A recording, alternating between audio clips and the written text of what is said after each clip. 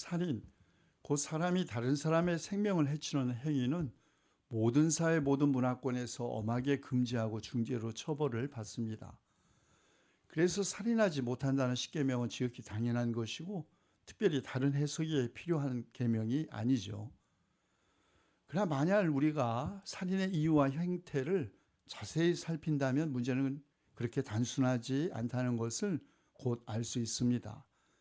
예컨대 자살도 살인죄인가, 낙태는 살인인가 아닌가, 또 안락사도 살인인가, 사형제도는 공권력에 의한 살인인가, 전쟁에서 적을 죽이는 것도 살인으로 처벌돼야 하는가 하는 문제는 그렇게 쉽게 대답할 수 있는 문제가 아닙니다.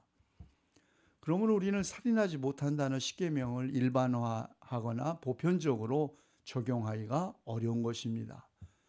그렇기 때문에 우리는 먼저 십계명의 살인 금지 명령이 본래 어떤 의미에서 말해진 것인지를 살펴볼 필요가 있습니다. 구약 성서학의 일반적인 학설에 따르면 십계명의 살인 금지 명령은 모든 살해 행위를 포함하지 않고 단지 승인받지 못한 즉흥적인 살인 또는 무죄한 사람을 죽이는 것을 가리킵니다. 따라서 정당방위나 전쟁에서의 살인이나 공권력으로서의 사형은 이 금지 명령에 포함되지 않는다는 것이죠.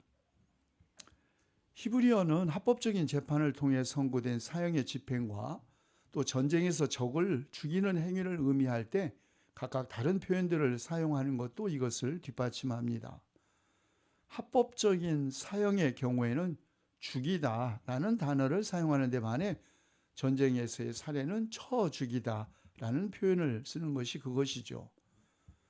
고대 이스라엘은 다양한 형태의 승인받은 살인이 있었습니다.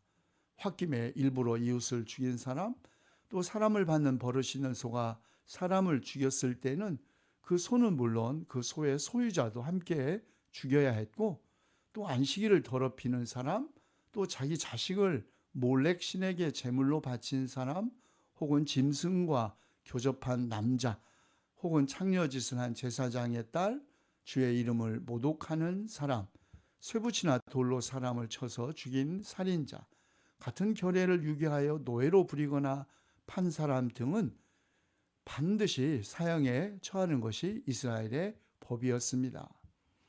이스라엘은 죄에 따라 4가지의 사형 집행 방식이 있었는데 돌로 쳐 죽이거나 불태워 죽이는 것, 목 베어 죽이는 것, 목매어 죽이는 것 등이 있었습니다. 그러나 고의로 살인하지 않은 사람, 우발적인 사고로 사람을 죽게 한 살인자를 위해서는 피할 수 있는 6개 이른바 도피성을 만들어 놓았습니다. 죽은 자들의 가족으로부터 보복당하기 전에 피신할 수 있게 해놓은 것이죠. 물론 조사 결과 살인이 계획된 것이거나 고의적인 것으로 밝혀지면 살인자는 더 이상 보호받지 못하고 죽임을 당했습니다. 이런 정보로 살펴볼 때 우리는 십계명이 말하는 살인 금지 명령은 승인받지 않은 폭력적인 죽임에 해당하는 것이지 승인받은 폭력적 죽임에는 해당하지 않는다는 것을 알 수 있죠. 이런 전통은 그 후에 성 아우구스티누스의 이른바 정당한 전쟁론, 악을 시정하기 위한 전쟁은 정당하다는 그런 주장입니다.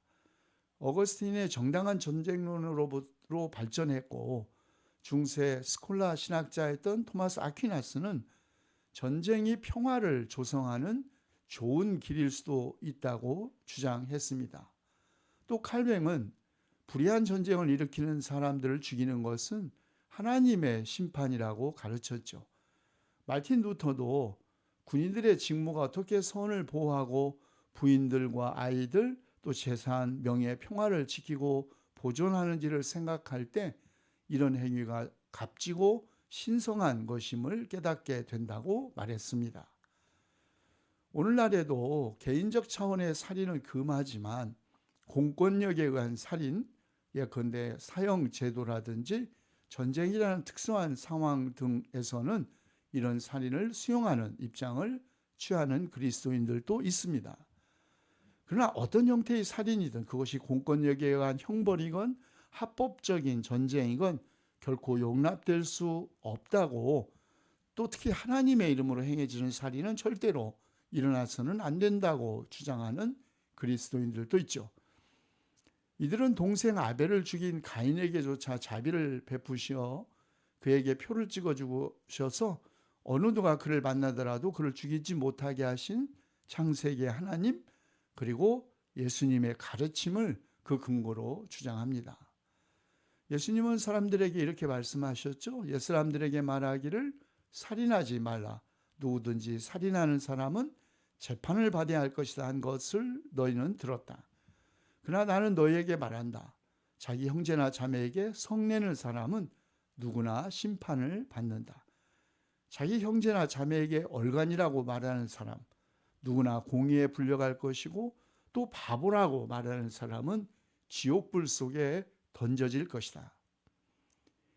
예수님은 사람의 목숨을 해치는 것만이 살인이 아니라 형제 자매에게 성내는 행동, 또 형제 자매에게 얼간이 혹은 바보라고 말하는 그런 언행도 지옥불 속에 던져질 심판받을 살인이라고 확대해서 가신 것이죠. 상처를 주는 모독은 사실 육체만이 아니라 영혼까지 죽일 수 있어 더 심각한 살인 행위라는 것입니다. 아주 방대한 십계명 연구서를 출간한 김용규 박사는 이것을 존재론적 살인이라고 합니다. 오늘 살인이 문제되는 또 다른 영역은 낙태, 공권력에 의한 사형, 테러와 전쟁만이 아닙니다. 우리가 잘 아는 강남역의 이른바 묻지마 살인도 충격적이지만 존속 및 비속 살인율과 자살률은 우리나라가 세계 최고를 차지하고 있습니다. 도대체 어디에 그 원인이 있는 것일까요? 폭력적인 영상 매체 영향 때문일까요? 아니면 경제적 양극화 때문일까요? 아니면 정치적 진영 논리와 이념 갈등으로 양극화된 집단적 히스테리 때문일까요? 배제와 차별, 이기심과 무관심, 적대감과 증오, 분노 조절 장애 때문일까요? 우리 사회는 살짝 건드리기만 해도 터질 것 같은 화와 분노로 가득 찬 풍선처럼 보입니다. 이런 세상, 살인하지 못한다는 계명만으로 극복될 수 있을까요? 생명 있는 피를 흘리게 하는 자는 내가 반드시 보복하겠다. 그것이 짐승이면 어떤 짐승이든지 그것에게도 보복하겠다. 사람이 같은 사람의 피를 흘리게 하면 그에게도 보복하겠다는 하나님의 말씀이 과연 살인을 막을 수 있을까요? 아니면 눈에는 눈, 이에는 이의 보복과 사형 제도가 살인을 막을 수 있을까요? 물론 이런 보복에 대한 두려움이 살인을 막는 중요한 기능을 하는 것도 사실이겠죠. 그러나 사형 제도가 살인율에 영향을 미치는 것이 아니라는 통계가 보여주듯이 살인은 보복이 아니라 오직 사랑만이 극복할 수 있다는 것이 성경의 가르침입니다. 1972년 살인자에 의해서 시어머니를 잃은 마리 디는 복수는 답이 아닙니다. 정답은 더 많은 죽음을 만드는 것이 아니라 폭력을 줄이는 것이죠 라고 말했습니다. 그렇습니다. 죽임은 죽임으로 막아지는 것이 아니라 오직 사랑으로 막아질 뿐이죠. 그래서 사도 바울도 간음하지 말아라, 살인하지 말아라, 도둑질하지 말아라, 탐내지 말아라는 그 모든 계명과 그 밖에 또 다른 계명이 있을지라도 그 모든 계명은 내 이웃을 내 몸과 같이 사랑하여라 하는 말씀에 요약되어 있다고 말했습니다. 사랑은 이웃에게 해를 입히지 않습니다. 그러므로 사랑은 율법의 완성이라고 증언한 것이죠. 다음 시간에는 도둑질하지 말라는 십계명의 계명에 대해서 함께 생각해 보기로 하겠습니다.